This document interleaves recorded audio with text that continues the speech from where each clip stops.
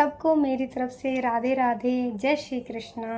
I hope आप सबकी पढ़ाई काफ़ी अच्छे से चल रही होगी और आप अपनी पढ़ाई को काफ़ी एक अपने लक्ष्य की तरफ पहुंचा रहे होंगे। और मेरा तो बस यही मानना है कि राह में मुश्किलें हज़ार आएंगी, पर तुम 2 कदम आगे बढ़ाओ तो सही।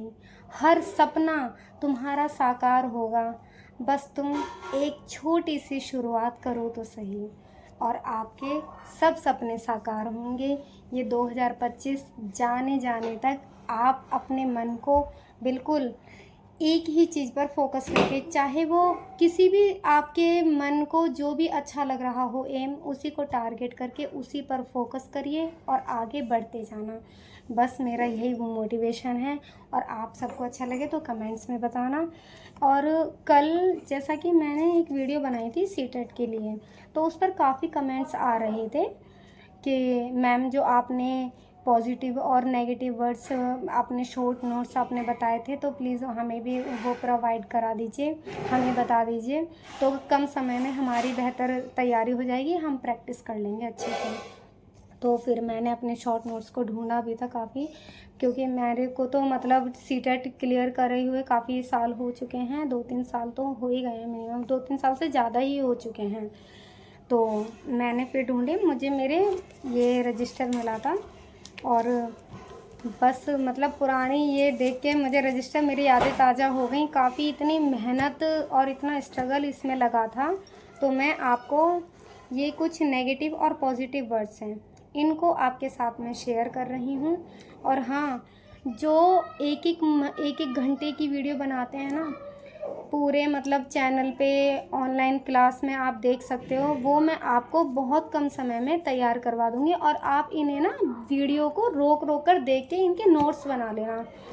इससे एक भी क्वेश्चन सीडीपी का, पेडागोजी का आपका बाहर नहीं जाएगा। हर एक आपको जो 15 मार्क्स के जो होती हैं पेडागोजी, उसमें कहीं ना कहीं आपको बिल्कुल श्योरिटी इसमें से कीवर्ड्स की तरह मिल जाएंगे बीच बीच में से, और आप देखते ही पहचान जाओगे कि हाँ, मुझे इसे तो ये नेगेटिव वर्ड्स है, इसी को सवाल को इसको इस तरीके से टैकल करना है, तो आप तुरंत समझ जाएंगे, तुरंत पहचान जाएंगे। और मैं बात करती हूँ, अब ज़्यादा मैं इतनी नहीं बढ़ा रही वीडियो को। नेगेटिव वर्ड्स के बारे में शुरू में बात करूँगी और फिर पॉजिटिव वर्ड्स के बारे में। आप दोनों ही अच्छे से पहचान जाएंगे कि आपको क्या करना है क्या नहीं।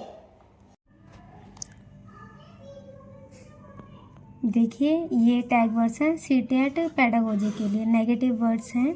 इसमें जिस तरीके से मैंने नोट्स बनाए हुए हैं ना, आप इसी तरीके से इनको लिख लेना और इसी तरीके से याद करोगे तो आपको क्वेश्चन करने में आसानी होगी। जब आप प्रैक्टिस सेट निकालेंगे तब आपको हूबहू इनमें से कोई ना कोई कीवर्ड अपने आप ही दिख जाएगा जब आप क्वेश्चन करोगे। तो इसमें देखो, पहला है केवल, मात्र, सिर्फ, ही। अगर क्वेश्चन में जिसमें केवल और मात्र और सिर्फ और ही आएगा, वो आपको देखते ही समझ जाना है कि भाई ये नेगेटिव वर्ड्स है, इसमें ये कौन सा नहीं है। तो अगर इनमें से कोई सा वर्ड आ गया ना, उसको तुरंत देखते ही आप काट देना क्वेश्चन को, ऑप्शन को। मतलब पाठ्य पुस्तक आधारित नहीं होती। आज के उसमें चेंज हो गए हैं, क्वेश्चन का पैटर्न पूछने का बिल्कुल चेंज हो चुका है। आज के समय में बिल्कुल सब चीज़ें बाल केंद्रित हो चुकी हैं, पाठ्य पुस्तक आधारित नहीं है। और थर्ड है दंड, सजा, निष्क्रिय है। फिर फोर्थ है खाली स्लेट, कोरी पट्टियाँ।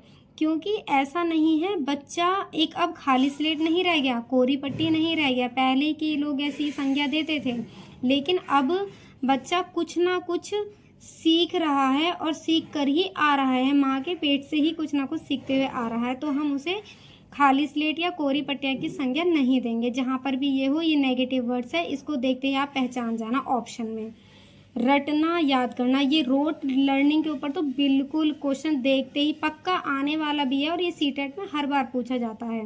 मैंने 3 से 4 बार सीटेट दिया है और उसमें हर एग्ज़ाम में ये आया था इस टॉपिक के ऊपर में। रटना और याद करना जो भी आएगा, इसे तुरंत देखते ही आप उसी के आधार पर क्वेश्चन को टैकल करना। हतोत्साहित, निरुत्साहित, ये नेगेटिव वर्ड्स है। कंठस्थ करना, रोट, परिभाषा, तकनीकी, शब्दावली, लैंगिक असमानता, इसके ऊपर भी बिल्कुल मतलब श्योरिटी है कि एक ना एक क्वेश्चन हमेशा आता है। व्याख्या, व्याख्यान, लेक्चर मेथड, ये भी बिल्कुल लेक्चर मेथड नेगेटिव वर्ड्स है। रोजगार, व्यावसायिक, उच्च ग्रेड की शिक्षा, यांत्रिक अभ्यास, बाधा, बाधित, तकनीकी, औपचारिक वर्ड, ऐसे ऐसे वर्ड ना देखते आपको पहचान जाने तुरंत, और ये नेगेटिव वर्ड्स हैं। प्रतियोगिता, प्रतियोगात्मक अवसर, पुस्तक केंद्रित, शिक्षक केंद्रित, प्रत्यास्मरण, इन सबको देखते ही आपको क्वेश्चन में जब भी ये ऑप्शन में आपको दिखाई दें तो तुरंत इनको देखते ही काट देना। और अब मैं पॉजिटिव वर्ड्स के बारे में बात करती हूँ। तो ये पॉजिटिव वर्ड्स हैं कुछ।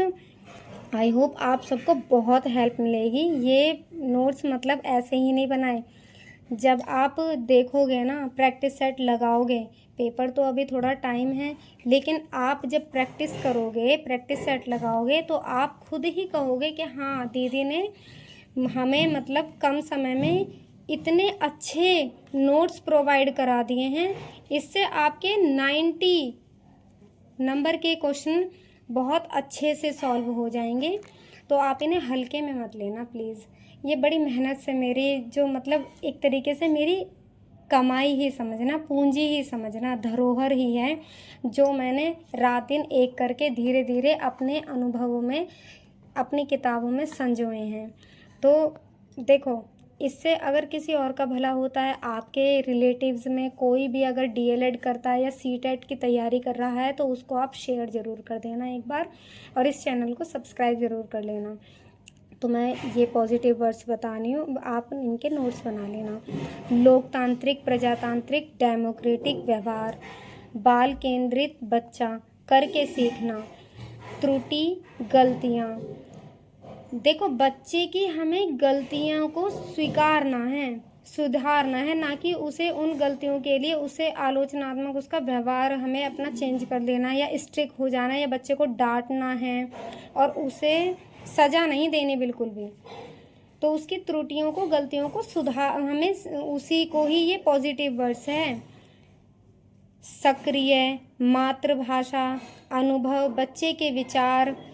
मातृभाषा का तो एक ना एक क्वेश्चन ज़रूर ही बन के आता है कि हर उसकी मदर टंग में ही हमें बच्चे को पढ़ाना होगा, और मदर टंग के हिसाब से ही फिर अपनी भाषा में उसको मतलब क्लियर करना होगा उसके टॉपिक्स को।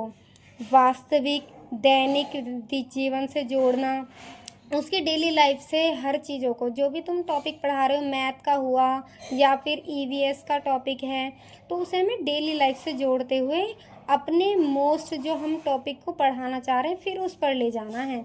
ये नहीं कि डायरेक्ट हम अपना जो टॉपिक पढ़ा रहे हैं तुरंत उसे हम उसके क्वेश्चन आंसर करा दें या उसके बारे में तुरंत बता दें, नहीं।